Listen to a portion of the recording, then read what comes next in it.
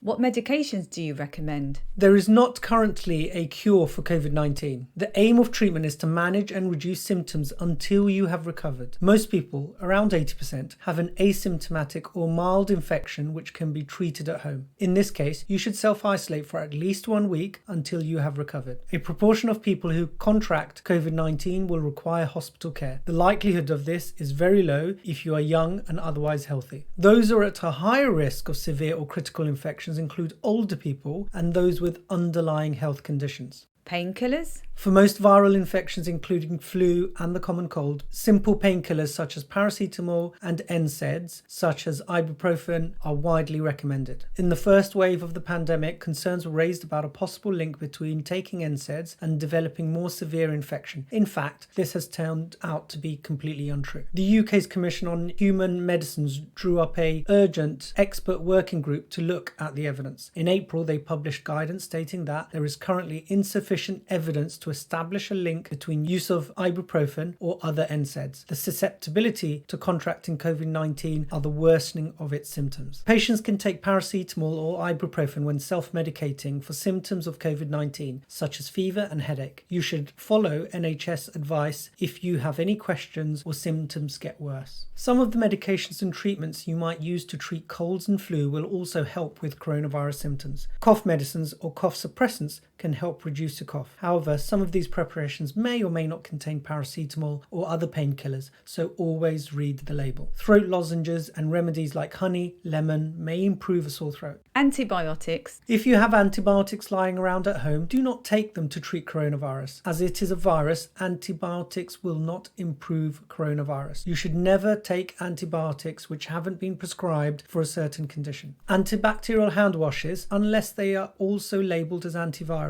cleaning products and hand sanitizers also won't necessarily be effective in killing the virus on surfaces of your hands for the same reasons. It's worth noting that hand sanitizers contain at least 60% alcohol, or most with at least 300 parts per million of hypochlorous acid, are effective at killing viruses. These are almost always labelled as antiviral. Remember, this information is all free, so don't forget to subscribe, like, share, or follow Conscious Bites Dietitian.